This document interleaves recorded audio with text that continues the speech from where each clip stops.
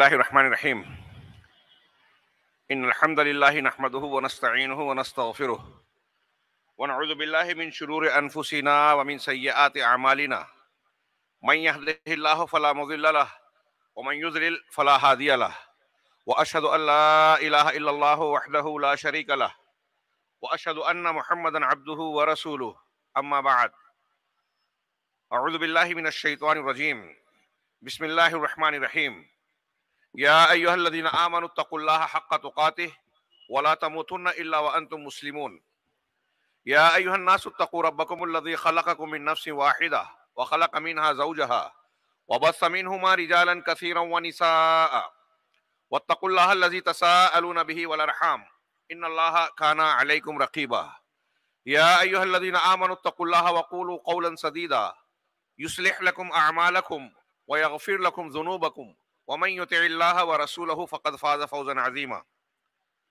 فإن خير الحديث كتاب الله وخير الهدي هدي محمد صلى الله عليه وسلم وشر الأمور محدثاتها وكل محدثة بدعة وكل بدعة ضلالة وكل ضلالة في النار أعوذ بالله من الشيطان الرجيم بسم الله الرحمن الرحيم الذين آمنوا ولم يلبسوا إيمانهم بظلم أولئك لهم الأمن وهم مهتدون۔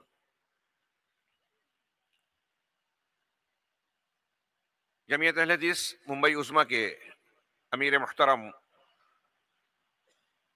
شیخ عبدالسلام صاحب سلفی حفظہ اللہ،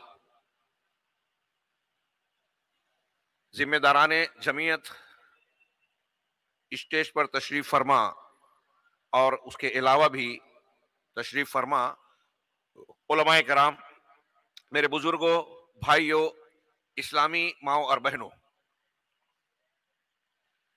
صحیح بخاری کی ایک بڑی مشہور روایت ہے جسے آپ نے بارہا سماعت فرمایا ہوگا کہ جناب محمد رسول اللہ صلی اللہ علیہ وسلم ارشاد فرماتے ہیں، اللہ تبارک و تعالی ادنا صاحب جہنم اہل جہنم سے سوال کرے گا، پوچھے گا بروز قیامت کہ لو کان لکا ما فی الدنیا اکنت مفتدیا بہ، تو جس عذاب میں مبتلا ہے، داخل کیا گیا ہے، اگر پوری دنیا تجھ کو مل جائے، جس دنیا سے تو مر کے یہاں آیا ہے پوری دنیا تجھے مل جائے، تو کیا تو یہ پسند کرے گا کہ دنیا کو فدیے میں دے دے، بدلے میں دے دے، اور اپنے آپ کو عذاب سے بچا لے، چھڑا لے وے؟ وہ کہے گا نعم، ہاں کیوں نہیں، جھٹ کہے گا کہ ہاں میں ایسا کروں گا، اگر دنیا مجھے مل جائے تو پوری دنیا کو دے کر اپنے آپ کو اس عذاب سے چھڑانا چاہوں گا۔ اللہ رب العالمین کی طرف سے کہا جائے گا کہ کذبتا، تو جھوٹا ہے، جھوٹ بول رہا ہے، میں نے جبکہ تو آدم کی پیٹھ میں تھا اس مطالبے کے مقابلے میں کہ پوری دنیا تو خرچ کرے جہنم سے بچنے کے لیے، اس کے مقابلے میں تجھ سے بہت ہلکی اور کمتر چیز کا مطالبہ کیا تھا، اور وہ یہ تھی کہ میرے ساتھ شرک نہیں کرنا، یعنی میری توحید پر قائم رہنا، لیکن تو نے مانا ہی نہیں، میرے ساتھ شرک کیا۔ اس سے معلوم ہوا کہ جہنم سے بچنے کے لیے اور جنت سے میں داخل ہونے کے لیے جو بنیادی شرط ہے، جنت کی قیمت ہے، جہنم سے بچاؤ کا جو ذریعہ ہے، وہ یہ ہے کہ توحید کو اختیار کیا جائے، شرک سے بچا جائے۔ اور آج کے اس اجلاس میں مجھے جس عنوان پر گفتگو کرنے کا حکم دیا گیا ہے وہ یہی موضوع ہے کہ توحید ہی راہ نجات ہے۔ یہ ایک بات کافی ہے، نجات، کامیابی کا معیار قرآن و سنت کی روشنی میں کیا ہے؟ اللہ رب العالمین کا بڑا مشہور فرمان ہے، بچوں کو بھی یاد ہوگا، فَمَنْ زُحْزِحَ عَنِ النَّارِ وَأُدْخِلَ الْجَنَّةَ فَقَدْ فَازَ، جو جہنم سے بچا لیا گیا، جنت میں داخل کر دیا گیا، وہ کامیاب ہو گیا۔ دولت، اقتدار، فلاں فلاں، شہرت اور بہت ساری چیزیں حاصل ہو جائے، ہم اور آپ اسے کامیابی سمجھیں کہ بڑا دنیا میں تیر مار لیا، کامیابی حاصل کر لی۔ اللہ رب العالمین اور شریعت و قرآن کہہ رہی ہے کہ کامیابی یہ ساری چیزیں نہیں ہیں، ایک آدمی دنیا میں کتنا بھی مفلوق الحال رہ کر زندگی گزارنے پر مجبور ہوا، فاقہ کرتا ہو، ٹھیک سے کپڑے نہ ہو، اقتدار نہ ہو، شہرت نہ ہو، کوئی نہ پہچانتا ہو، لیکن اگر وہ جنت میں چلا گیا، جہنم سے بچ گیا، تو وہ کامیاب ہے، بہت خوش قسمت ہے۔ اس کے بالمقابل سب کچھ کسی کو حاصل ہے، لیکن جہنم رسید ہو گیا، اس سے بڑا ناکام، محروم اور بدقسمت کوئی نہیں۔ تو کامیابی کا یہ معیار کہ جنت سے آدمی جنت کو حاصل کر لے، اس میں داخل کر دیا جائے اور جہنم سے بچ جائے، یہی ہمارا اور آپ کا بنیادی یا ایک انسان کا سب سے بڑا مسئلہ ہونا چاہیے، اور جہنم سے بچنا ہی ہمارے لیے بنیادی طور سے نجات ہے۔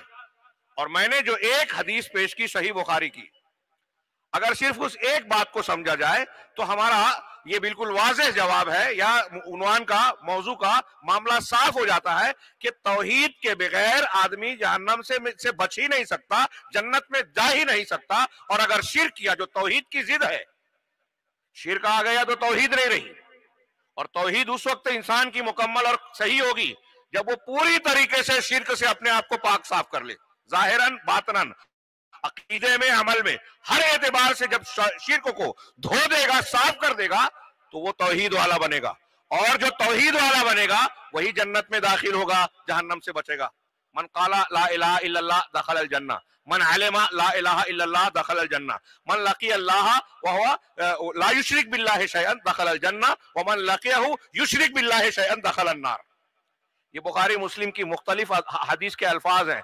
جو لا الہ الا اللہ کہہ دے گا، جو لا الہ الا اللہ کا یقین رکھے گا، جانے گا، جنت میں چلا گیا۔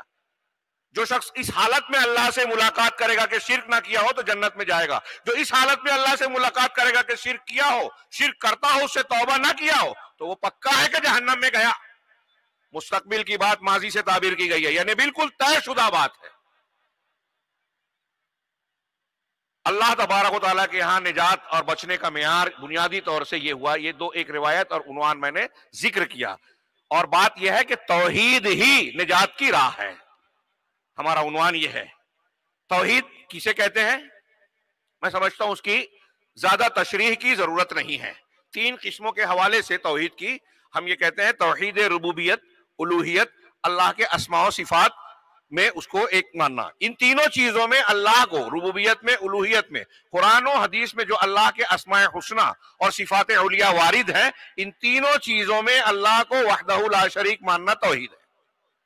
اصطلاحی تعریف کی روشنی میں کہیں تو افراد اللہ بحقوقہ الثلاثہ، اللہ کے تین حقوق میں اس کو ایک ماننا، ملک میں، ربوبیت میں، عبادت میں، اور اسماء و صفات میں۔ اللہ رب ہونے کی حیثیت سے جو خوبیاں، کمالات یا کام اپنے اس کی خصوصیات ہیں، اس کی صفات ہیں، اولاد دیتا ہے، بارش برساتا ہے، کائنات کا نظام چلاتا ہے، زندگی موت دیتا ہے، بیماری شفا، سارے کام جو اللہ کرتا ہے وہ ربوبیت میں داخل ہے۔ ان میں سے کسی کام کو کسی نے غیر اللہ کی طرف منسوب کیا، یہ مانا کہ فلاں بھی کرتا ہے، فلاں بابا پیر بھی اولاد دے سکتے ہیں، اس نے ربوبیت میں شرک کیا۔ فلاں کائنات کا نظام چلاتے ہیں، قطب، ابدال، غوث، پیر صاحب، ہاں، مولا کائنات فلاں ہے، اللہ کے علاوہ کسی کو مانا نظام چلانے والا، وہ ربوبیت میں شرک کر رہا ہے۔ یہ اللہ کے رب ہونے میں اس کو وحدہ لا شریک ماننا۔ پھر دوسری توحید ہے توحید الوہیت، ہاں، اللہ کو الہ ماننے میں، معبود برحق معبود ماننے میں، جو جس کا اقرار کرتے ہوئے ہم کلمہ پڑھتے ہیں لا الہ الا اللہ۔ اس کی کتنی فضیلت ہے، ہاں، رات بھر بیان کریں بلکہ بیان کرتے رہیں، ختم نہیں ہو۔ اس کی فضیلت، فوائد، خوبیاں، ساتوں آسمان، ساتوں زمین، ان کے درمیان موجود ساری چیزیں ترازو کے ایک پلڑے میں، لا الہ الا اللہ دوسرے پلڑے میں، لا الہ الا اللہ کا پلڑا بھاری۔ ہم صبح و شام کے اذکار پڑھتے ہیں، صبح کے اذکار، شام کے اذکار، نمازوں کے بعد کے اذکار، سونے کے وقت بستر پر جانے کے اذکار، گھر سے نکلنے کی دعا، گھر میں داخل ہونے کی دعائیں، کھانا کھانے کے وقت کی دعائیں، اور دوسرے جو اذکار ہیں، آپ غور کیجئے، ہر جگہ اللہ کا نام، ہر جگہ توحید کا اقرار، ہر جگہ توحید کی تجدید۔ یہ اس لیے کہ اللہ تبارک و تعالیٰ اس سبق کو بار بار تازہ کر رہا ہے، زندگی میں نہیں، ہر روز کے ہر لمحے میں اللہ تبارک و تعالیٰ اپنا ذکر کروا رہا ہے، اس تذکرے کو تازہ کروا رہا ہے کہ توحید کو کبھی نہ بھولے، اس لیے کہ یہی راہ نجات ہے۔ اس سے زیادہ اہم موضوع، اس سے زیادہ اہم بات کوئی دوسری ہو ہی نہیں سکتی۔ یہ انسانوں اور جنوں کی پیدائش کا مقصد ہے. آپ سنتے رہتے ہیں وما خلقت الجن والانس الا لیعبدون. یہ تمام انبیاء کی دعوت کا مرکزی نقطہ ہے. وَلَقَدْ بَعَثْنَا فِي كُلِّ أُمَّةٍ رَسُولًا أَنِ اعْبُدُوا اللَّهَ وَاجْتَنِبُوا الطَّاغُوتَ. ہر امت میں ہم نے رسول بھیجا. ہر رسول کی رسالت اور اس کا رسالی پیغام کیا ہوتا تھا؟ أَنِ اعْبُدُوا اللَّهَ وَاجْتَنِبُوا الطَّاغُوتَ. اللہ کی عبادت کرو اور طاغوت سے بچو، شرک سے بچو. ہر نبی کی بنیادی دعوت، پہلی دعوت، مرکزی دعوت، نچوڑ دعوت کا قوم اور امت نے اگر اس سبق کو مانا نہیں تو اگلا سبق نبی نے دیا نہیں. 950 سال تک حضرت نوح علیہ السلام نے یہی دعوت دی. کیوں؟ اس لیے کہ اسی کلمے پر دین کی پوری عمارت کھڑی ہوتی ہے. یہی بات ہے. آپ نے فضائل پڑھ لیے، دنیا کی باتیں کر لی، یہ اچھی چیز ہے. ابھی آپ سن رہے تھے بدعت و خرافات. اپنے ذہن و دماغ سے بڑے دماغوں سے تراشی ہوئی کسی چیز کو، تہوار کو، عمل کو آپ نے دین سمجھ کر اختیار کر لیا، سارے عمل کر ڈالے. لیکن اگر آپ کی توحید نہیں ہے تو رب کا صاف اعلان ہے، انبیاء کرام کو خطاب کر کے کہا وَلَقَدْ أُوحِيَ إِلَيْكَ وَإِلَى الَّذِينَ مِن قَبْلِكَ لَئِنْ أَشْرَكْتَ لَيَحْبَطَنَّ عَمَلُكَ. یہ ہمارے عنوان کے سوال کا جواب ان ایک دلیلوں میں ہے. غور کیجئے. ایک چیز کو بھی اگر ہم نے جان لیا تو ہمارے عنوان کے جواب کے لیے وہ کافی ہے کہ اللہ تعالیٰ کہہ رہا ہے کہ اے نبی آپ کی طرف بھی یہ وحی کی گئی اور آپ سے پہلے کے انبیاء کی طرف بھی یہ وحی کی جاتی رہی ہے، کی جا چکی ہے. کیا وحی کی گئی؟ کہ اگر آپ نے بھی شرک کیا سارے عمل برباد.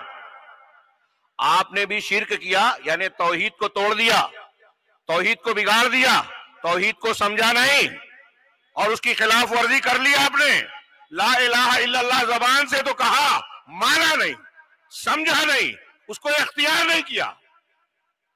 ہمارے ہاں فضائل لا الہ الا اللہ بیان کیے جا رہے ہیں. ابھی میں کئی جگہ تقریروں میں بیان یہ چیز کرتا رہا ہوں. گلبرگہ میں تذکرہ کیا جمعہ کے خطبے میں کہ آج ہمارے یہاں سماج میں دیکھیے عالم اسلام میں بہت سی تنظیمیں ہیں، مسلک ہیں. ہم یہ سبق پڑھتے ہیں، سنتے ہیں، دیکھتے ہیں. قرآن کو پڑھیے، تاریخ انبیاء کی دعوت و تبلیغ، ان کی حیات کو پڑھیے تو یہ سبق بالکل واضح نظر آئے گا کہ توحید سارے انبیاء کی بنیادی تعلیم، قرآن کی تعلیم کا نچوڑ ہے. قل اللہ احد کو شروع سے قرآن کہا گیا ہے. قرآن کا ایک تہائی حصہ کیوں؟ کہتے ہیں کہ قرآن میں بنیادی طور سے 3 مضامین ہیں، اس میں ایک تہائی توحید پر مشتمل ہے. اللہ کی ذات، صفات، اس کے توحید کے دلائل، اس سے متعلقہ امور. لیکن بعض علماء نے کہا کہ ایک تہائی تو براہ راست اللہ کی ذات، صفات، اسماء اور اللہ رب العالمین کی خوبیاں، کمالات اور اس کی وحدانیت کے دلائل بیان کیے گئے ہیں. لیکن باقی جو 2 حصے ہیں، اوامر و نواہی، پچھلی قوموں کے واقعات، انبیاء کے واقعات اور جنت و جہنم کے واقعات، یہ سب بھی توحید سے ہی جڑی ہوئی چیزیں ہیں. کیسے جڑی ہوئی ہیں؟ وہ اس طریقے سے کہ اگر آپ نے توحید کو مانا تو آپ کو جنت ملے گی، آپ کا انجام یہ ہوگا. توحید کو نہیں مانا تو جہنم ملے گی، یہ انجام ہوگا. جنت اور جہنم کے بیانات توحید کے ماننے اور نہ ماننے والوں. ماضی کی جو روداد اور سرگزشتیں بیان کی گئی ہے امتوں کی، قوم نوح، قوم عاد، قوم ثمود، قوم شعیب، ان کے تعلق سے بھی یہی بیان کیا کہ جو توحید اور اس کے تقاضے پہ رہا ان کو کامیابی ملی. جو توحید اور اس کے مخالفت میں رہا، انبیاء کی مخالفت کی، اس کو اللہ تبارک و تعالیٰ نے عذاب سے دوچار کیا، زمین میں نیست و نابود کیا. زلزلے، طوفان، غرقابی اور مختلف قسم کے عذاب انہی لوگوں پر آتے رہے جو توحید اور اس کے تقاضے کے مخالف ہوئے. تو دنیا کا عذاب بھی توحید کی مخالفت سے اور آخرت کا عذاب بھی. دنیا کا انعام اور پر اس مسائل کا حل بھی توحید کے دامن میں، اور آخرت کی کامیابی بھی توحید کے سائے میں اور اس کے ساتھ میں. اس لیے کہیں کہ توحید ہی راہ نجات ہے. لیکن افسوس، میں عرض کر رہا تھا کہ ہم جب یہ کہتے ہیں، اس کو جتنا کھلا ہوا بیان کر رہے ہیں اور کھلی ہوئی تعلیم ہے، حیرت انگیز طور پہ امت مسلمہ میں عمومی سطح پر اکثریت کے یہاں جو امت مسلمہ کا سواد اعظم کہلا رہا ہے، ان میں ایک بڑا طبقہ ایسا ہے جو توحید کی اہمیت، فضیلت سے ناآشنا ہے. اس اسٹیج پر بار بار اس بات کی ضرورت کیوں پیش آتی ہے کہ لوگوں کو بتانے، یہ عنوان مقرر کیا جائے کہ توحید کے فائدے کیا ہیں، فضائل کیا ہیں، اس کی ضرورت کیا ہے، وہی راہ نجات ہے. یہ تو اگر لوگوں کو معلوم ہو تب بھی فائدے سے خالی نہیں ہے ان کا ذکر کرنا. لیکن عالم اسلام اور مسلمانوں کی دینی سماجی ہر قسم کے حالات اس بات کا چیخ چیخ کر مطالبہ کر رہے ہیں کہ انہیں پکڑ کر اچھی طریقے سے باندھ کر اس سبق کو تازہ کروایا جائے، سمجھایا جائے۔ کیوں کہ جو دنیا دار ہیں، دین سے غافل ہیں، ان کی تو بات چھوڑیے۔ ہم دیکھ رہے ہیں کہ مسلمانوں کے درمیان عالم اسلام میں جو دینی جماعتیں ہیں، جو دین کا ڈنڈورا پیٹتی ہیں، جو تزکیہ نفس کے دعوے دار ہیں اور اسکولیں چلا رہی ہیں، اسکولوں سے مراد مکتب فکر، ان کی خانقاہیں ہیں، ہاں، اللہ کے کلمات لا الہ الا اللہ کے فضائل بنا کے اوراد و وظائف بناتے ہیں، بدعتی اوراد، بدعتی طریقے بیان کرتے ہیں، اور یہ فضائل جو ثابت شدہ ہے اس کو اپنے بدعت سے جوڑتے ہیں۔ کچھ لوگ ایسے ہیں جو دین اور اسلام کے حکومت قائم کرنے کی بات کرتے ہیں، لا الہ الا اللہ کا جھنڈا لہرانا چاہیے، لیکن ہم دیکھ رہے ہیں کہ دنیا میں جہاں ہم کو مسلمانوں کے بیچ میں شرک کے اڈے نظر آتے ہیں، ایک جگہ مزار ہے، قبر پرستی ہو رہی ہے، غیر اللہ کو سجدہ کیا جا رہا ہے، طواف کیا جا رہا ہے، ان کے نام کی نذر و نیاز کی جا رہی ہے، ان کے نام کو جانور ذبح کیے جا رہے ہیں، اور اوپر بورڈ لگا ہے لا الہ الا اللہ، جھنڈے پر لکھا ہے لا الہ الا اللہ، اوپر لہرا رہا ہے۔ ہمارے ایک استاذ کہا کرتے تھے، یہ میں نے بہت جگہ نقل کیا، اللہ ان کو غریق رحمت کرے، وہ کہا کرتے تھے کہ یہ صورت دیکھ کر ابلیس اللہ رب العالمین کو خطاب کر کے کہتا ہوگا کہ اے اللہ دیکھ، یہاں اس جگہ پر سائن بورڈ تو تیرا لگا ہوا ہے، لیکن اس کے نیچے کاروبار میرا چل رہا ہے، ہاں، توحید اس کے نیچے شرک ہو رہا ہے۔ یہ ہنسنے کی نہیں، رونے کا مقام ہے کہ توحید جو بنیادی تعلیم ہے، مرکزی تعلیم ہے، نجات کی کنجی ہے، جنت کی قیمت ہے، اس کے بغیر کوئی جنت میں جا ہی نہیں سکتا۔ وہ نبی کریم صلی اللہ علیہ وسلم کے ماں باپ ہو، سگے چچا ہوں، حضرت ابراہیم کے باپ ہوں، نوح کے بیٹے ہوں علیہ السلام، ان کے بیٹے اور قریبی رشتہ دار بھی توحید نہیں ہے تو جنت میں جا نہیں سکتے، جہنم سے بچ نہیں سکتے۔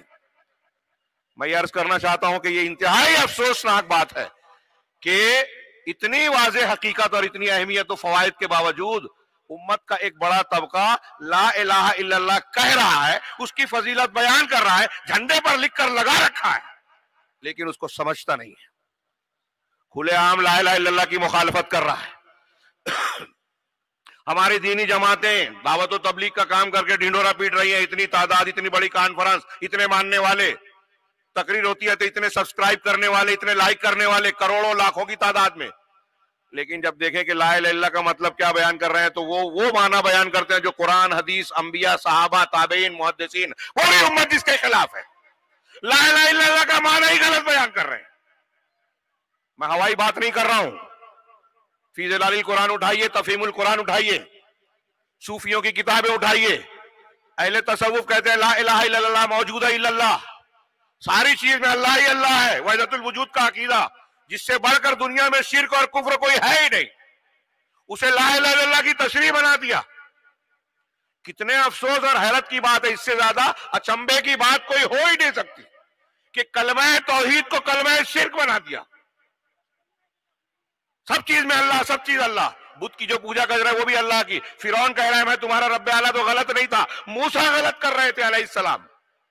یہ لکھا ہے جرأت کرنے والوں نے،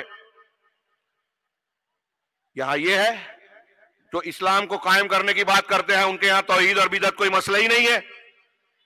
ارے مسلمانوں میں یہ ہے، اتنے پریشانیاں ہیں، ہماری بچیاں مرتد ہو رہی ہیں، اختلاف ہو رہا ہے، لوگ مسلمانوں میں انتشار ہے۔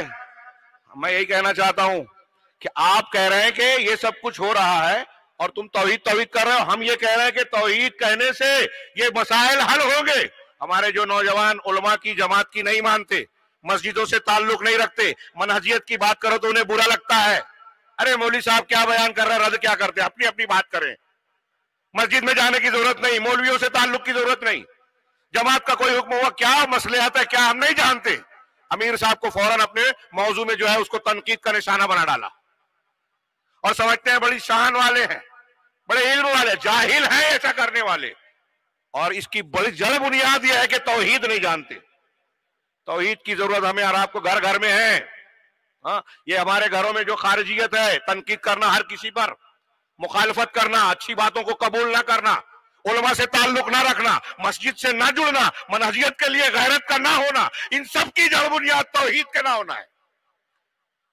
میں تو اکثر کہا کرتا ہوں، اگر آپ اپنے باپ سے زبان درازی کر رہے ہیں، جماعت کی خلاف ورزی کر رہے ہیں، آپ کے دل میں علم اور اہل علم کا شوق نہیں ہے، جمعہ کا خطبہ آپ کو بھاری پڑ رہا ہے، درس قرآن درس حدیث میں آپ نہیں جا رہے ہیں، سود کھا رہے ہیں، زنا کر رہے ہیں، موبائل پر گندی تصویریں اور فلمیں دیکھ رہے ہیں، کوئی بھی ناجائز کام کر رہے ہیں، ان سب کا براہ راست تعلق، اہل علم موجود ہیں، ان سب باتوں کا براہ راست تعلق توحید سے ہے۔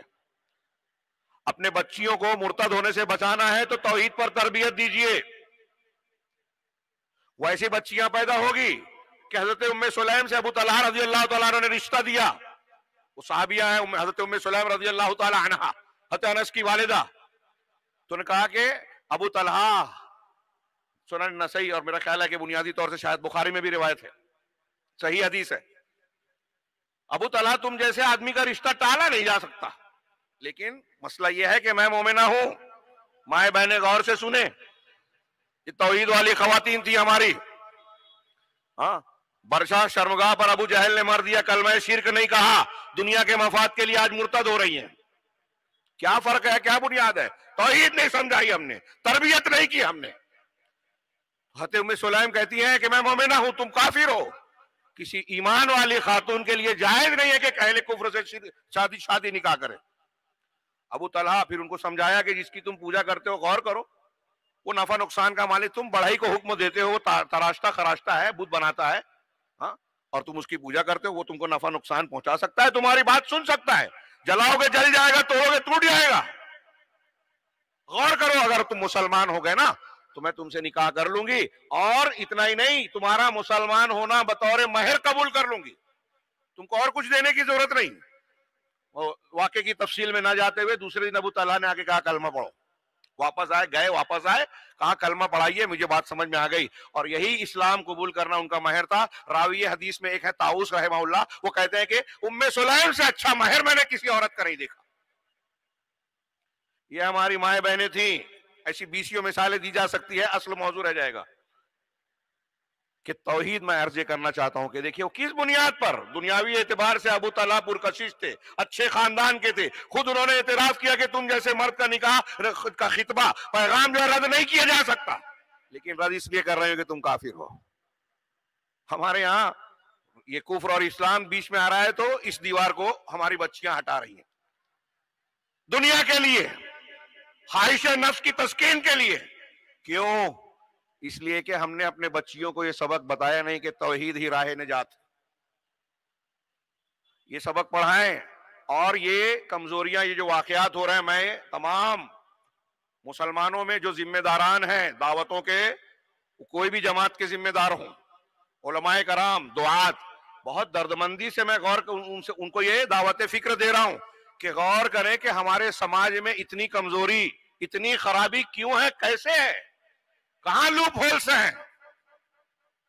ہم دین کے نام کا ڈنکا بجا رہے ہیں، ہر جماعت اس طرح رپورٹ چھاپتی ہے سوشل میڈیا پر، اخبار میں، کہ بہت کام ہو رہا ہے دعوت و تبلیغ کا، تربیت کا، اتنی بڑی بڑی کانفرنسیں کر لی، لاکھوں کروڑوں خرچ کر رہے ہیں، حج عمرہ اور دین کے مظاہر میں کوئی کمی نہیں ہے، لیکن کیا ہمارے بچے صحیح تربیت پا رہے ہیں؟ ہمارے گھروں میں جو ہے گندگی، فحاشی، بے حیائی، اس سے چھٹکارا ہم نے پایا؟ ماں باپ ایک دوسرے کے، بڑوں کو ادب، چھوٹوں کا چھوٹوں پر شفقت والا جو مزاج شریعت کی تعلیم دیتی ہے، ہر حقدار کو اس کا حق دینے کی تعلیم دیتی ہے، کیا ہمارے ہاں بیٹیاں محفوظ ہیں؟ ان پر ظلم نہیں ہو رہا ہے، ان کو وراثت میں حق ملتا ہے، بیویوں کو ان کا حق ملتا ہے، بچوں کو تربیت کا حق ملتا ہے؟ یہ مثالیں چند دے رہا ہوں، زندگی کا کوئی بھی شعبہ جائزہ لیجئے، کیا معاملہ ٹھیک ٹھاک ہے؟ میرے خیال سے میں تو ایسا کہہ سکتا ہوں علی وجہ البصیرہ، آپ بھی شاید تائید ہی کریں گے کہ مسلمانوں کا کوئی معاملہ سماجی، سیاسی، معاشرتی، آئلی، کوئی معاملہ ٹھیک ٹھاک نہیں ہے۔ اور یہ ٹھیک ٹھاک نہ ہونے کی کیا وجہ ہے؟ میں دعوت دے رہا ہوں تمام علماء کو، جماعتوں کو، کہ ہماری دعوت، ہمارا اصلاح کا طریقہ، ہماری تعلیمات انبیاء کی تعلیم، دعوت اور اصلاح کے طریقے کے مطابق نہیں ہے۔ اور اس میں سب سے اہم سبق یہ ہے کہ انبیاء کی دعوت و تبلیغ اور اصلاح کے طریقے میں توحید کو بنیادی حیثیت حاصل تھی، شرک کو کبھی برداشت نہیں کیا۔ ہم کہتے ہیں شرک کا موضوع ہی نہ چھیڑا جائے، سب ایک ہو جاؤ، حکومت قائم کرنی ہے ایک ہو جاؤ. توحید معلوم نہیں ہے، توحید کرنے والوں کا مذاق اڑایا جا رہا ہے. ہاں، اور دین اور اسلام کے قائم، کون سا دین قائم کرو گے؟ آیت پیش کی جاتی ہے نا کہ ہم نے آپ کو اور انبیاء کو، ان کو، ابراہیم، موسیٰ، نوح کو، سب کو یہ وصیت کی، وَوَصَّيْنَا بِهِ إِبْرَاهِيمَ. ہاں، یہ آیت پڑھتے ہیں سورہ شورى کی، اور کہتے ہیں اس میں اللہ تعالیٰ نے کیا کہا؟ ان اقیموا الدین ولا تتفرقوا فیہ، دین کو قائم کرو، اس میں فرقہ نہ. اب مولوی صاحب تشریح کر رہے ہیں، بلکہ وہ مولوی صاحب بھی نہیں ہے، ان کے یہاں لکھا ہوا ہے کتابوں میں نام کیا لوں؟ ہاں، کہ انبیاء اس لیے توحید کی تعلیم دیتے تھے کہ وہاں جو سیاست اور حکومت تھی، بادشاہ تھے نا، ان کے ساتھ شرک کا عقیدہ جڑا ہوا تھا. اللہ اکبر. یعنی ان کے کہنے کے مطابق جن انبیاء نے توحید کی دعوت دی، اس لیے دی کہ ان کے مخاطبین جو تھے وہ بادشاہ کو خدا مانتے تھے یا الوہی صفات اس کے اندر مانتے تھے. اور پھر اس کی مثالیں دی انہوں نے، اس کی تفصیل میں نہیں جاتا کہ ایرانیوں میں یہ عقیدہ تھا، مصریوں میں یہ عقیدہ تھا، فلاں میں یہ تھا، ڈما میں یہ تھا. اس بنیاد پر اب جب حکومت میں شرک کا معاملہ نہیں ہے تو توحید کی ضرورت نہیں ہے، وہ یہ کہنا چاہ رہے ہیں. کتنی لا علمی ہے. یہ جو میں نے باتیں بیان کی کچھ گھما پھرا کے، اور میں گلبرگہ کا حوالہ دے رہا تھا کہ میں نے جب بیان کیا کہ لا الہ الا اللہ کی تشریح ہمارے یہاں لوگوں نے غلط کی، سید قطب صاحب، مولانا ابو العلا مودودی صاحب، اللہ تعالیٰ ان کی خطاؤں کو معاف کرے، یا ان کا جو جذبہ رہا ہوگا، یقیناً ہم اس پر تو حملہ نہیں کر رہے ہیں، لیکن علمی اعتبار سے جو ان کو مان رہے ہیں ان کو بتانا چاہ رہے ہیں کہ ان کے یہاں لا الہ الا اللہ کی تشریح صحیح نہیں ہے. قرآن کی 4 بنیادی اصطلاحیں پڑھیے مودودی صاحب کی، سید قطب کی. وہ لا الہ الا اللہ کا معنی کریں لا حاکم الا اللہ. لا حاکم الا اللہ کا 2 معنی ہوگا، یا تو وہ توحید ربوبیت سے تعلق رکھے گی، یا پھر توحید الوہیت کا ایک جز ہوگا اطاعت فرمانبرداری کے اعتبار سے. اہل علم موجود ہیں، تشریح کا موقع نہیں ہے. لا الہ الا اللہ کا صحیح معنی نہیں ہے لا حاکم الا اللہ. اور پھر وہی سید قطب قل اللہ احد کے اندر احدیت کی تشریح کرتے ہوئے ساری کائنات کو ایک بتاتے ہیں، وحدت الوجود کا عقیدہ بیان کرتے ہیں. جو میں نے عرض کیا، اور اس اسٹیج سے بار بار ہم کہتے ہیں، ہاں، روئے زمین پر توحید کو برملا بیان کرنے والا الحمدللہ پوری دنیا میں اہل الحدیث کا یہ اسٹیج ہے، جو انبیاء کی دعوت کے مطابق اس فریضے کو انجام دینا، اور اس کو انجام دینا اپنا دینی فریضہ مانتا ہے. یہ عرض کر رہا ہوں کہ یہ وحدت الوجودی عقیدہ دنیا میں سب سے بڑا کفر ہے. ہر چیز کو اللہ ماننا، ہر چیز میں اللہ ماننا. اس کے دلائل، اس کی تفصیلات اپنے موقع سے بیان ہوگی، لیکن یہ دماغ میں رکھیے.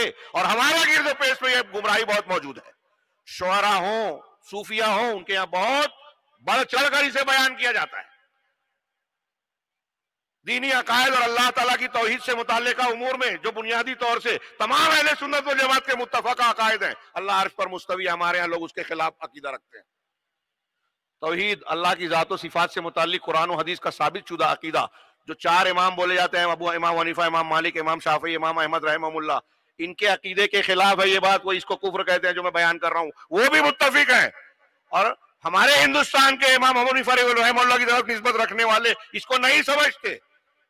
وہ وسیلہ لگا کے، شخصیات کا وسیلہ لگا کے دعا مانگنے کو شرک اور حرام کہتے ہیں. ہمارے اس کو لوگ جائز کہتے ہیں. علماء دیوبند کے عقائد میں دیکھ لیجیے. کون سا دین مان رہے ہیں آپ؟ ابھی سن رہے تھے نا آپ کے میٹھی میٹھی باتیں کرنے والوں کو جو سمجھا جاتا ہے دین کی باتیں کر رہے ہیں، اسی کی تلقین کی جاتی ہے. ہاں، آپ سونے کے آداب، کھانے کے آداب، چلنے کے آداب سیکھ لیے، سکھا لیا، اور تہجد پڑھ لی، اشراق چاش کبھی چھوڑی نہیں. ہاں، ذکر و اذکار پورے کے پورے کر رہے ہیں، بلکہ جو اللہ کے رسول سے ثابت ہے اس سے بڑھ کر آپ نے کیا. 33 مرتبہ بتایا، آپ 100 مرتبہ پڑھ رہے ہیں. اگر آپ کی توحید صحیح نہیں ہے تو آپ کی ساری عبادتیں بیکار ہیں. بات پھیل گئی کہ اس تناظر میں کہ توحید ہی راہ نجات ہے جو ہمارا عنوان ہے، اس کی کیوں ضرورت پیش آ رہی ہے؟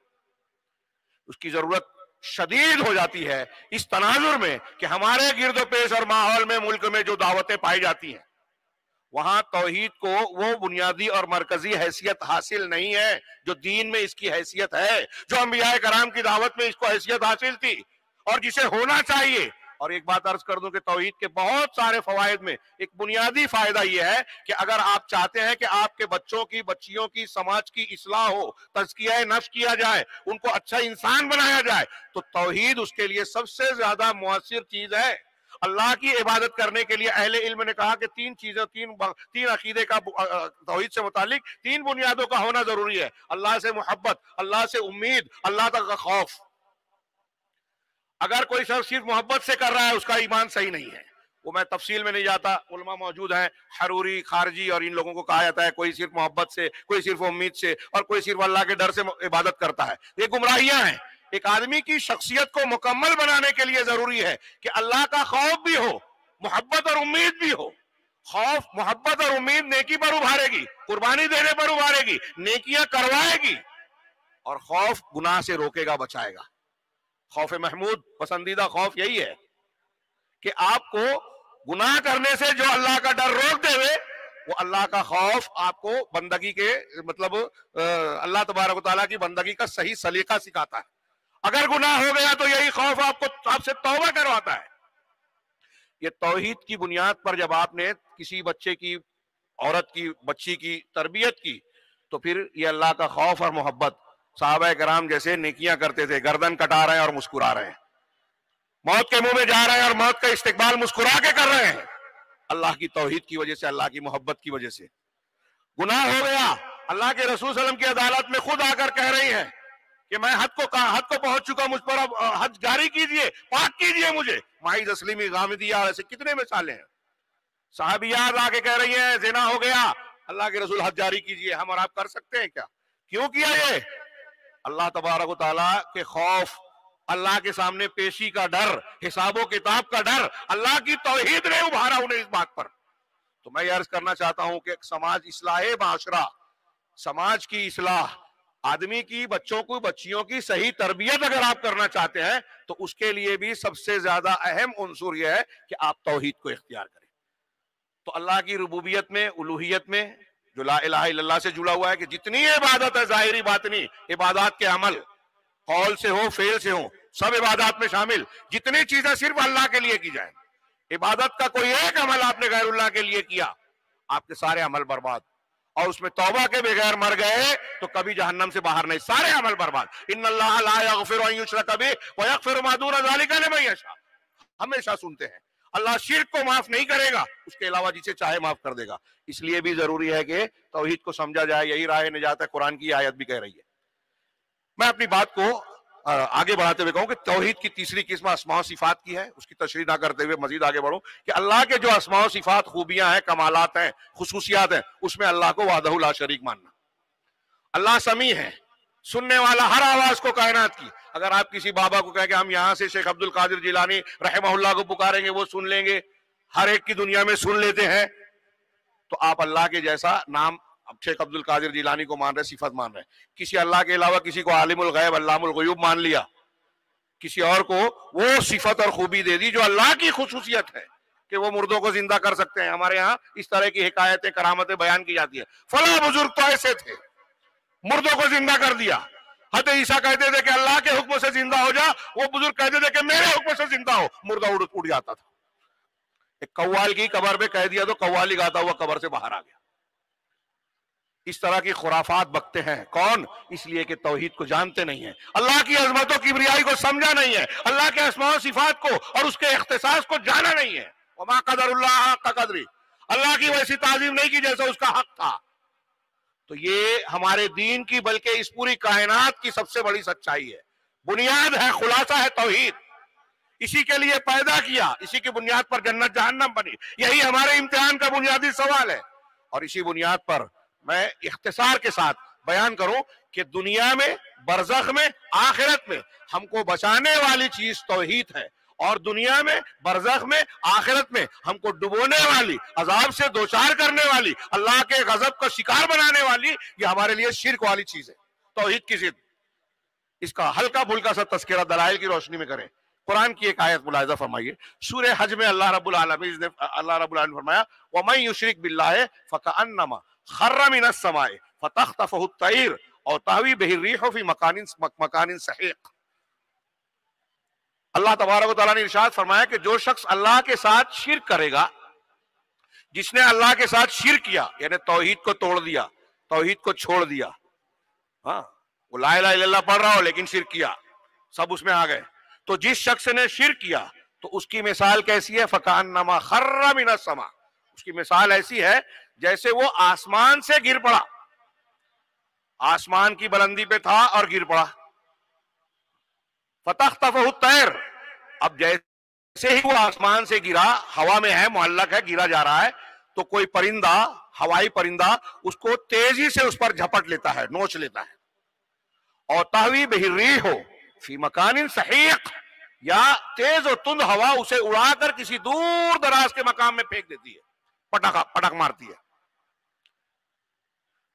شیخ عبد الرحمن بن ناصر السعدی کہہ رہے ہیں اس میں شرک اور مشرک کی مثال دی اللہ نے، تو کہا کہ جو شخص شرک کرتا ہے تو گویا آسمان سے گرا، اس کا مطلب یہ کہ ایمان، جو شرک کی ضد ایمان یا توحید، یہ ایمان اور توحید آسمان کی طرح ہے، بمنزلت السما، بمنزلت السما، الایمان و بمنزلت السما، ایمان آسمان کی طرح ہے، اس کے منزلے میں ہے، محفوظ ہے اور بلند ہے، یعنی ایمان والا بلندی پر ہوتا ہے اور مصیبتوں، پریشانیوں، خطرات سے محفوظ ہوتا ہے۔ جو توحید والا ہوگا، یہ دنیا کی مثال اللہ نے بیان کی، وہ اوپر ہے ایمان والا۔ اب جب آپ نے شرک کیا یا کسی نے شرک کیا تو اللہ کہہ رہا ہے کہ شرک کرتے ہی وہ اوپر سے نیچے گرتا ہے۔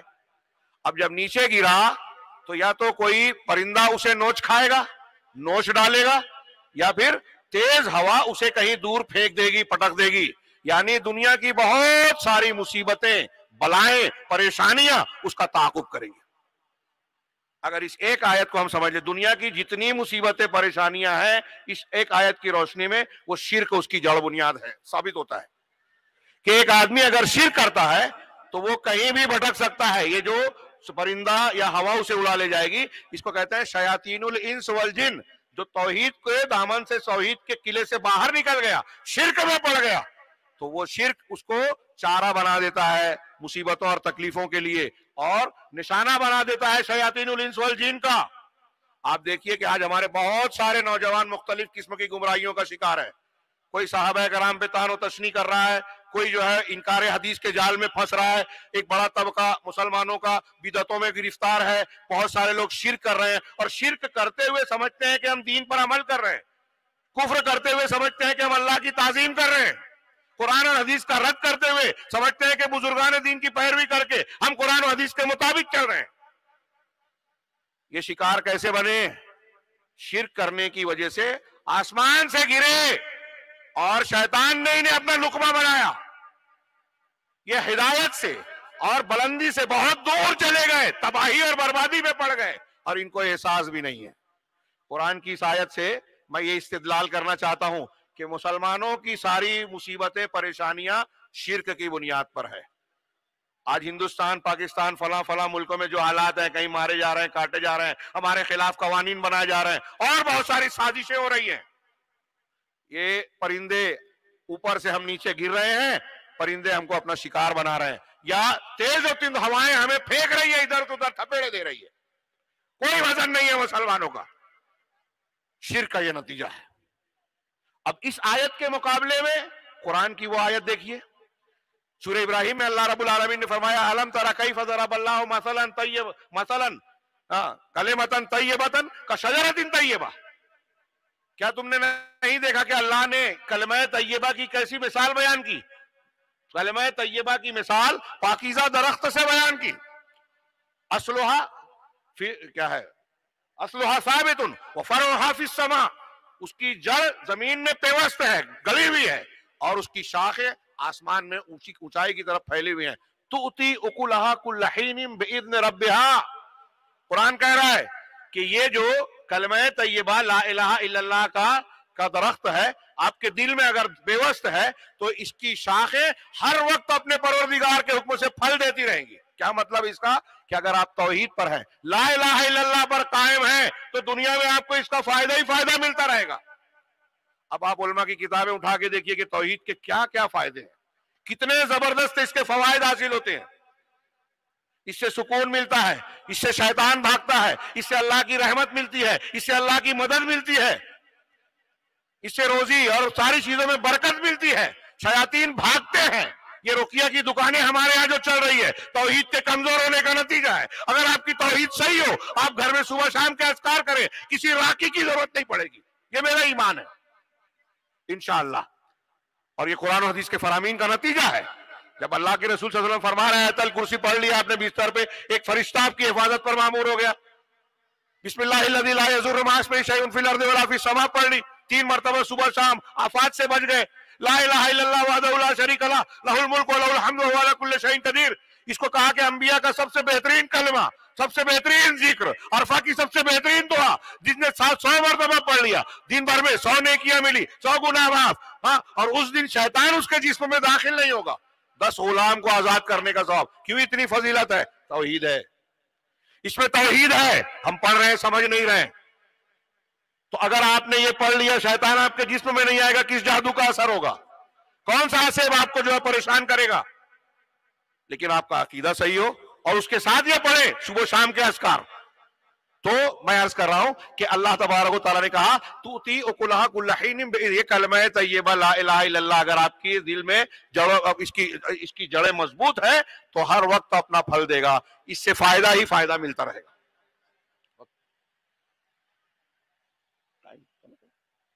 اس سے فائدہ ہی فائدہ ملا۔ پہلی آیت سورہ حج کی جو میں نے پیش کی، اس میں یہ ہے کہ شرک سے آدمی کو مصیبتیں تکالیف کا سامنا ہوگا، یہ طے ہے۔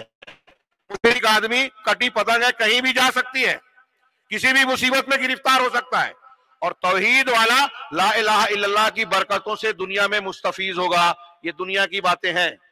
ہاں، ایک جامع آیت جو دنیا اور آخرت دونوں کے لیے ہے، سورہ انعام کی بڑی مشہور آیت جو میں نے شروع میں پڑھی خطبہ مسنونہ کے بعد، اللہ تعالیٰ کا ارشاد ہے الذین آمنوا ولم یلبسوا ایمانہم بظلم اولئک لہم الامن وہم مہتدون، کہ جو لوگ ایمان لائے، ایمان کی بنیاد توحید ہے، جو لوگ ایمان لائے اور اپنے ایمان کے ساتھ ظلم کی آمیزش نہیں کی، ملاوٹ نہیں کی۔ صحابہ نے اللہ کے رسول سے پوچھا، بخاری کی حدیث میں ہے کہ ہم میں سے ہر شخص کچھ نہ کچھ ظلم کرتا ہے، تو کیا ہم بھی اس میں شامل ہے؟ کہا نہیں، یہاں ظلم سے مراد شرک ہے۔ کیا تم نے اپنے بھائی لقمان کی نصیحت نہیں سنی جو اپنے بیٹے سے کی تھی؟ یا بنی لا تشرک باللہ ان الشرک لظلم عظیم، بیٹے شرک نہیں کرنا، شرک بہت عظیم گناہ ہے۔ تو وہی ظلم یہاں مراد ہے کہ جو ایمان لانے کے بعد شرک کی ملاوٹ نہیں کرتے، اولئک لہم الامن، انہی کے لیے امن ہے۔ امن یعنی تحفظ، بچاؤ۔ مطلب آپ کو اگر چاہیے، نجات چاہیے، بچنا چاہتے ہیں اللہ کی پکڑ سے، عذاب سے، زلزلے سے، طوفان سے، تو آپ کو ایمان کے ساتھ جو ہے ظلم کی آمیزش سے بچنا چاہیے، ایمان لانا چاہیے، خالص توحید بناؤ۔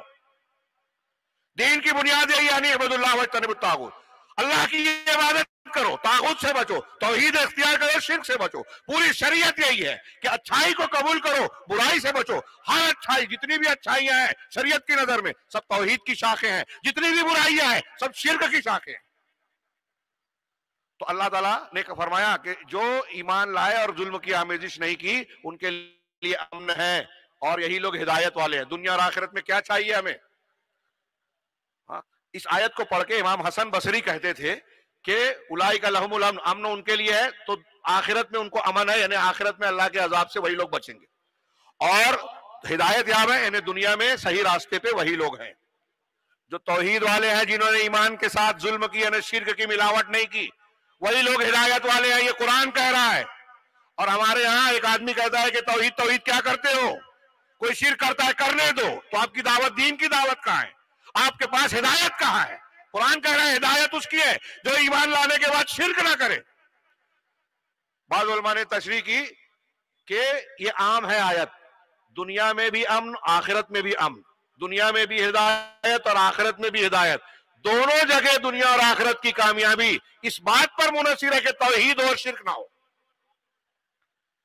تو دنیا کی ساری خوبیاں، میں نے ایک پہلو کا دعویٰ پیش کیا، آگے بڑھتے ہیں کہ دنیا کے بعد اس کی اور بھی بہت ساری دلیلیں ہو سکتی ہیں، اختصار کی بنیاد پر آگے کہ برزخ میں جب آدمی مر گیا، قبر میں دفن ہو گیا، جو مر گیا اس کی برزخی زندگی شروع۔ تو اب اس سلسلے میں بھی ہم جانتے ہیں کہ منکر نکیر آئیں گے، 3 سوال کریں گے ہر کسی سے 3 سوال ہونا ہے۔ پہلا سوال توحید، اور دوسرا تیسرا سوال توحید سے جڑا ہوا اس کے لازمی طور سے جو اس کا تقاضا ہے. من ربک ما دینک ماذا تقول فی ھذا الرجل محمد صلی اللہ علیہ وسلم.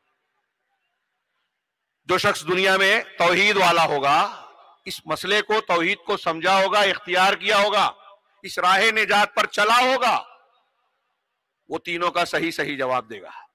میرا رب اللہ، میرا دین اسلام، محمد صلی اللہ علیہ وسلم اللہ کے رسول، سچے رسول، میں یہی مانتا تھا، وہ جواب دے گا. اور جس شخص نے توحید کو نہیں سمجھا، دین کو نہیں جانا، وہ کیا کہے گا؟ ہا لا ادری، ہائے میں نہیں جانتا. سمعت الناس یقولون شیئا فقلت، میں نے لوگوں کو ایک بات کہتے ہوئے سنی تو میں نے بھی وہی کہہ ڈالی. یہ تقلید ہے.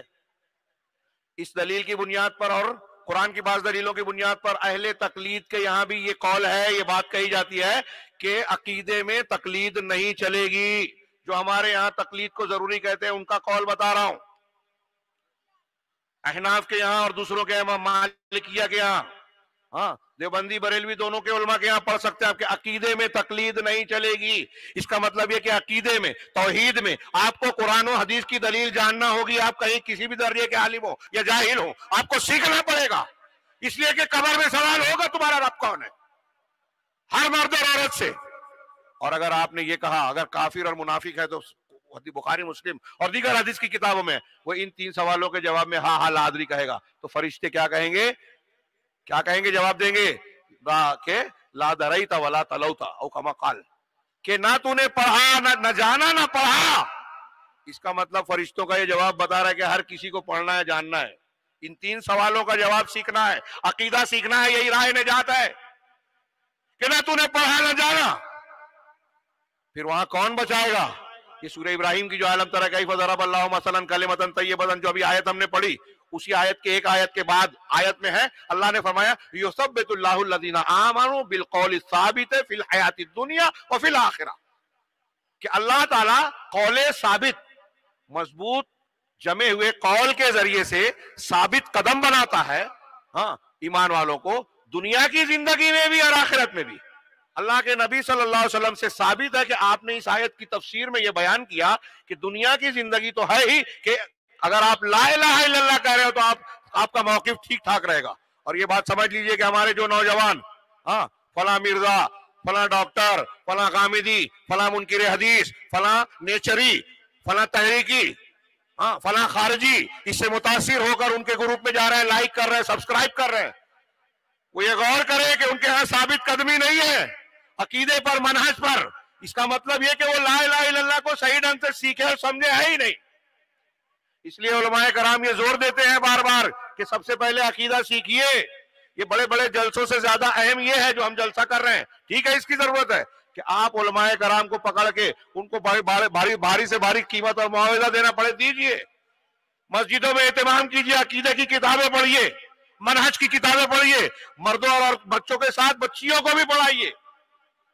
اللہ کہہ رہا ہے کہ لا الہ الا اللہ آپ کا مضبوط ہوگا تو دنیا میں بھی اللہ تبارک و تعالیٰ آپ کو ثابت قدمی دے گا اور آخرت میں دے گا. رسول اللہ نے فرمایا کہ آخرت سے مراد یہاں یہ ہے کہ جب قبر کے اندر منکر نکیر سوال کریں گے تو اس وقت جو ہے، جب قبر کے اندر منکر نکیر سوال کریں گے تو یہ لا الہ الا اللہ آپ کو ثابت قدم رکھے گا، صحیح جواب دلائے گا. آپ ٹھیک جواب دیکھیں گے تو قبر کے عذاب سے بچیں گے. قبر کا عذاب دل دہل جائے اگر ہمارا یقین ہو. اللہ کے نبی صلی اللہ علیہ وسلم نے خود فرمایا، صحیح مسلم کی حدیث کا ٹکڑا بہت مرتبہ آپ نے سنو ہوگا، میں اکثر پیش کرتا ہوں کہ لولا اللہ تدافنوا لا دعوت اللہ ان یسمعکم من عذاب القبر ما اسمع، او کما قال، کہ اگر مجھے یہ ڈر نہ ہوتا کہ تم اپنے مردوں کو دفن کرنا چھوڑ دو گے تو میں اللہ سے دعا کرتا کہ تم کو بھی عذاب قبر کی وہ چیخ و پکار سنا دے جو میں سنتا ہوں. لیکن اگر ہم سن لے تو مردوں کو دفن کرنا چھوڑ دیں. یہ چیخ پکار کب ہوتی ہے؟ عذاب دینے کی شکل میں. یہ عذاب کب ہوگا؟ جب توحید نہیں ہوگی. اس لیے دنیا میں بھی راہ نجات توحید کی ہے، سکون ملے گا توحید میں، اللہ کی مدد ملے گی توحید میں. زلزلے، طوفان، بے روزگاری، آپس کے جھگڑے، جماعت کا انتشار، ان سب کا حل توحید میں، اور برزخ کے عذاب سے بھی بچاؤ توحید میں. اب آگے آخری مرحلے میں جائیں. آخرت میں بھی بچنا اللہ کی توحید کے بغیر ممکن نہیں ہے۔ دو تین روایتیں صرف اشارتاً بیان کروں اختصار کے ساتھ۔ آپ نے سنا کہ حضرت اللہ کے نبی صلی اللہ علیہ وسلم کے سگے چچا ابو طالب، بخاری مسلم کے 5 منٹ باقی ہے میرا، میں روایتوں کے مفہوم کو ذکر کر دوں۔ ابو طالب کے پاس جب ان کا آخری وقت تھا، نزاع کا عالم تھا، اللہ کے نبی صلی اللہ علیہ وسلم تشریف لائے۔ وہاں ابو جہل اور عبداللہ بن ابی امیہ، یہ دو کفار سرداران قریش موجود تھے۔ نبی صلی اللہ علیہ وسلم نے اپنے چچا سے کہا، یا عمی قل لا الہ الا اللہ کلمۃ احاج لک بها عند اللہ، کہ چچا جان، ہاں لا الہ الا اللہ کا کلمہ آپ پڑھ لیجئے، اقرار کر لیجئے، وہ کلمہ جس کے ذریعے میں اللہ تعالیٰ کے سامنے آپ کے لیے دلیل حجت پیش کروں، آپ کی سفارش کر سکوں۔ تو ابو جہل نے اور عبداللہ بن امیہ نے کہا، اترغب عن ملت عبد المطلب، کیا تم عبد المطلب کے دین سے پھر جاؤ گے؟ شیخ محمد بن عبداللہ نے بڑے پیارے پیارے مسائل نکالے ہیں۔ ایک مسئلہ یہ نکالا کہ یہاں دیکھیے ابو جہل کا جواب کیا ہے، اللہ کے رسول لا الہ الا اللہ پڑھنے کے لیے کہہ رہے ہیں، اور ابو جہل کہہ رہا ہے کہ عبد المطلب کے باپ دادا کے دین سے پھر جاؤ گے۔ اس کا مطلب ابو جہل کو یہ سمجھتا تھا کہ جو لا الہ الا اللہ پڑھے گا وہ باپ دادا کی بجائے اللہ کی بات مانے گا، نبی کی بات مانے گا۔ ابو جہل لا الہ الا اللہ کا مطلب آج کل کے بہت سارے مسلمانوں سے زیادہ سمجھتا تھا۔ ایک یہ، پھر بار بار دونوں باتیں، اللہ کے رسول کلمے کی دعوت دیتے رہے، وہ باپ دادا کا حوالہ دیتے رہے۔ اس سے ایک مسئلہ یہ بھی نکالا انہوں نے کہ بری صحبت کا اثر پڑتا ہے، اور تیسرا یہ کہ بزرگوں اور اکابر کی عقیدت انسان کے لیے کتنی خطرناک ہے۔ ہمارے باپ دادا، ہمارے بزرگ، ہمارے پرکھوں کی روایت، یہ انسان کو اللہ اور رسول کی بات ماننے سے روکتی ہے۔ ابھی آپ نے بدعتوں کے اسباب میں بھی پڑھا سنا۔ آخر میں ابو طالب نے یہی کہا کہ وہ عبد المطلب کے دین پر، لا الہ الا اللہ کہنے سے انکار کر دیا۔ اللہ کے رسول صلی اللہ علیہ وسلم نے فرمایا کہ جب تک مجھے منع نہیں کیا جائے گا میں آپ کے لیے استغفار کروں گا۔ قرآن کی آیت آ گئی، ما کان للنبی والذین آمنوا ان یستغفروا للمشرکین، نبی کے لیے اور ایمان والوں کے لیے جائز نہیں ہے، روا نہیں ہے کہ مشرکین کے لیے مغفرت طلب کریں، ولو کانوا اولی قربا، چاہے وہ قریبی رشتہ دار ہو۔ ہلا دینے والی بات، دہلا دینے والی بات۔ نبی صلی اللہ علیہ وسلم کی حدیث بھی ہے، ایک صحابی نے پوچھا کر کہ میرے ابا کہاں ہے، کہا جہنم میں، افسوس کے ساتھ جانے لگے، واپس بلایا۔ صحیح مسلم کتاب الایمان میں دیکھیے، کہا ان ابی و اباک کلاہما فی النار، میرے ابا تمہارے ابا دونوں جہنم میں۔ یہ صحیح مسلم کی حدیث ہے، اپنی طرف سے نہیں کہہ رہا ہوں۔ نبی صلی اللہ علیہ وسلم نے اپنی والدہ کی قبر کی زیارت کی اجازت مانگی، دی گئی۔ مغفرت کی دعا کی اجازت مانگی، نہیں دی گئی، آپ رونے لگے۔ نبی صلی اللہ علیہ وسلم کو اپنی والدہ کے لیے مغفرت کی دعا کی اجازت نہیں ملی۔ چچا کے لیے کہا تو قرآن آ گیا کہ مشرکوں کے لیے چاہے رشتہ دار ہو دعائے مغفرت نہیں کر سکتے۔ یہ بات واضح ہو جانے کے بعد کہ وہ جہنمی ہے۔ میرے بھائیو غور کیجئے، ہمارا عنوان صرف ایک روایت سے، اس سے بھی ثابت، اس ایک واقعے سے ثابت ہوتا ہے کہ اگر آدمی نے لا الہ الا اللہ نہیں پڑھا ہے، نبی صلی اللہ علیہ وسلم کے چچا تھے ابو طالب، نبی سے دنیاوی اور رشتے کے اعتبار سے محبت بھی کرتے تھے۔ ہم کہتے ہیں نا نبی کے بہت محبت ہے ہمیں، آپ کے اور ہمارے نبی سے محبت کے دعوے سے ہم نہیں بچیں گے۔ ابو طالب بھی دعوے دار تھے اور دعوے ہی نہیں کرتے تھے، دنیاوی اعتبار سے بہت مدد کی تھی۔ نبی صلی اللہ علیہ وسلم اس واقعے کو ہمارے لیے ہلانے والا ہے، لیکن یہ محبت، نبی کی یہ محبت توحید نہیں تھی تو کام نہیں آئی۔ لہذا توحید ہی راہ نجات ہے۔ اگر آپ توحید پہ رہیں گے تو آپ کے عمل قبول ہوں گے، اللہ کے رسول کی محبت صحیح ہوگی، اللہ کے یہاں آپ کے اعمال، ہمارے اعمال مقبول اور برکت والے ہوں گے۔ توحید سے ہمارے تھوڑے اعمال بھی زیادہ ہوتے ہیں اور ثواب کے لائق بنتے ہیں۔ توحید ہمارے گناہوں کا کفارہ بنتی ہے۔ یہ روایتیں اور دلیلیں موجود ہیں۔ یہ ایک روایت میں نے پیش کی، ایک روایت اور کہ اللہ کے نبی صلی اللہ علیہ وسلم نے ارشاد فرمایا، سنن کی صحیح روایت ہے کہ قیامت کے دن ایک شخص کو علی رؤوس الاشہاد لایا جائے گا اور اس سے کہا جائے گا، اس کے سامنے 99 رجسٹر اس کے پیش کیے جائیں گے اعمال کے۔ ہر رجسٹر، ہر دفتر جو ہے حد نگاہ تک ہوگا، ہاتھ بھر کا ہمارے یہاں کا رجسٹر اور کاپی کی طرح نہیں، حد نگاہ تک۔ ہر ایک کے اندر اس کی برائیاں ہوگی، اللہ تعالیٰ کے سامنے اس کے سامنے پیش کیا جائے گا اور اللہ کی طرف سے کہا جائے گا اتنکر من ھذا شیئا، کیا اس میں سے کسی چیز کا تم انکار کرتے ہو؟ وہ کہے گا لا یا رب، نہیں۔ کہا کیا ازالامہ کا کتبتی، کیا میرے فرشتوں نے جو لکھا ہے اس میں تمہارے اعمال کو، کیا انہوں نے تم پر کچھ ظلم و زیادتی کی ہے؟ وہ کہے گا نہیں۔ پھر پوچھا جائے گا کہ تم پر ظلم نہیں ہوگے، بتاؤ تمہارا کوئی نیکی بھی، تمہاری کوئی نیکی بھی ہے؟ تو حدیث میں ہے کہ آدمی ڈر جائے گا اور کہے گا نہیں، کوئی نیکی نہیں۔ ایک پرچی نکالی جائے گی، ایک پرچی، جیسے یہ کاغذ ہے، یہ پرچی ہے، ایک پرچی نکال کے اسے بتائے گی۔ اسی کو عربی میں بطاقہ کہتے ہیں اور اس حدیث کو حدیث البطاقہ کہتے ہیں۔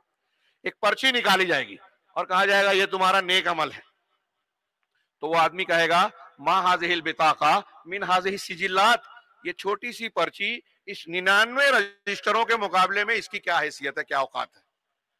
تو کہا جائے گا کہ تم پر ظلم نہیں ہوگا. کیا جانتے ہو اس پرچی میں کیا ہے؟ اس میں ہے اشہد ان لا الہ الا اللہ، بعض روایتوں میں اضافہ ہے واشہد ان محمد رسول اللہ. تمہاری شہادتین ہیں. اب یہ 99 رجسٹر اعمال کے میزان میں ایک پلڑے میں رکھے جائیں گے، اور یہ پرچی لا الہ الا اللہ کی گواہی والی دوسرے پلڑے میں. یہ پرچی بھاری پڑ جائے گی. یہ روایت پڑھتے اور سناتے ہوئے بہت احتیاط کرنا پڑتا ہے. آپ سے بھی میں کہوں گا دھوکے میں نہ رہنا، کہہ رہے ہم تو اہل حدیث ہے لا الہ الا اللہ پڑھتے ہیں. ابھی تو ہمارے 3 ہی رجسٹر بھرے ہیں، ابھی بہت بھر لیں تب بھی ہمارا لا الہ الا اللہ والا تو ہے یہ معاملہ. یہ نہ سوچیں. علامہ ابن قیم نے کہا کہ اس سے دھوکہ نہ کھائیں، توحید کے شرائط سمجھیں، اس کے تقاضے سمجھیں. بہت سے لا الہ الا اللہ کہنے والے جہنم میں جائیں گے. امام بخاری نے نقل کیا لمبی حدیث کہ جو سجدے کے اعضاء ہیں جہنم میں جانے پر، ایسے لوگوں کے جو اللہ کو سجدہ کرتے تھے نا، ان کے سجدے کے اعضاء کو اللہ تعالیٰ جہنم کی آگ پر حرام کر دے گا، وہ نہیں جلائے گی. مطلب نمازی لوگ بھی جہنم میں جائیں گے. اللہ ہمیں بچائے. تو اس سے اس کلمے کی جو ہے اہمیت پتہ چلی کہ کتنا زبردست یہ کلمے کا فائدہ ہے. یہ جہنم میں جانے سے اور انسان کو اللہ کے عذاب کا مستحق بنانے سے بچانے والی سب سے بڑی چیز ہے. اور اس کے مقابلے میں شرک، ابھی آپ نے سنا کہ اللہ شرک کو معاف نہیں کرے گا. قرآن کی آیت ہے انہ من یشرک باللہ فقد حرم اللہ علیہ الجنہ ومأواہ النار وما للظالمین من انصار، کہ جس نے اللہ کے ساتھ شرک کیا اللہ نے اس کو جنت کو اس پر حرام کر دیا. شرک کرنے والے کے لیے جنت حرام. اس کا مطلب کیا ہے؟ توحید والوں کے لیے جنت کا دروازہ کھلے گا اور اس کا ٹھکانہ، معاف کیجئے، شرک کرنے والے کے لیے جنت حرام اور اس کا ٹھکانہ جہنم ہے. اور ایسے ظالموں کا کوئی مددگار نہیں ہوگا. حضرت ابراہیم اپنے باپ آزر کو نہیں بچا سکیں گے، نوح علیہ السلام اپنے بیٹے کو نہیں بچا سکیں گے. یہ ایک ایک باتیں جو ہم کہہ رہے ہیں اور آپ بھی کہتے ہوں گے، سنتے ہوں گے، لیکن اگر غور کریں تو اس سے ہمارا دل دہل جائے.